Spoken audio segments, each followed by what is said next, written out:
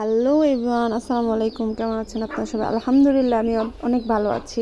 চলে আসলাম আজকে সকাল সকাল আপনাদের সাথে ব্লগটা নিয়ে। গতকাল রাত্রে আমি আর মাইশার বাবা গিয়েছিলাম বাজারে। সেখান থেকে কিছু মাসিক বাজার নিয়ে এসেছিলাম, সেগুলোই আমি গুছিয়ে নিচ্ছিলাম আর আপনাদের সাথে কথা বলছিলাম। আসলে পৃথিবীটা খুবই খুবই স্বার্থপর একটা জায়গা। এইখানে যারাই বসবাস করে তারাই হচ্ছে স্বার্থপর। স্বার্থ ছাড়া কেউ কাউকে ভালোবাসে না। যতই দিন যাচ্ছে বাস্তবতাকে ততই দেখছি, যতই বয়স বাড়ছে ততই বাস্তবতার সম্মুখীন হচ্ছি, ভালোভাবে চিনছি মানুষকে।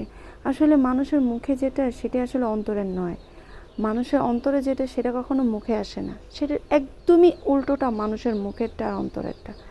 যাই হোক, কি হয়েছে সেটা আপনাদের সাথে নাই বললাম। দেখুন আমার ঘরের কি অবস্থা। সকাল সকাল এমনিতেই আমার বড় মেয়েটা আমাকে কাজে অনেকটা হেল্প করে, আমি বলবো না কি পরিমাণ হেল্প করে। ও যেদিন বাসায় থাকে সেদিন আমার অর্ধেকটা কাজ হয়ে যায়। আমার ঘর গুছানোর কোনো টেনশন থাকে না, ছোট বাচ্চাটাকে সামলানোর কোনো টেনশন থাকে না। আমার এইটুকুন মেয়ে আমাকে অনেকটা হেল্প করে জানেন।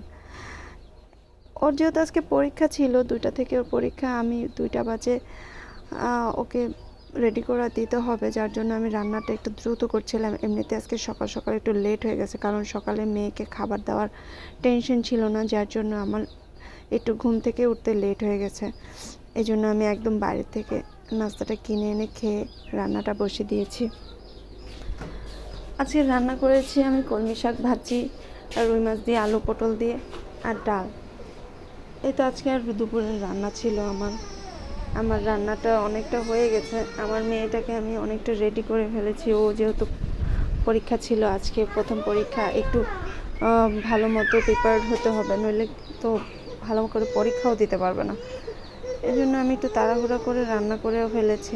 দেখুন আমার রান্নাটা কমপ্লিট হয়ে গেছে। এখন আমার মেয়েটা ভাত খেতে অনেক সময় নেয়, তাই দৌড়ে ওকে একটু ভাত খাইয়ে দেওয়ার জন্য ভাত নিয়ে গেছি, যে তুমি একটু খেয়ে যাও, তারপরে এসে আবার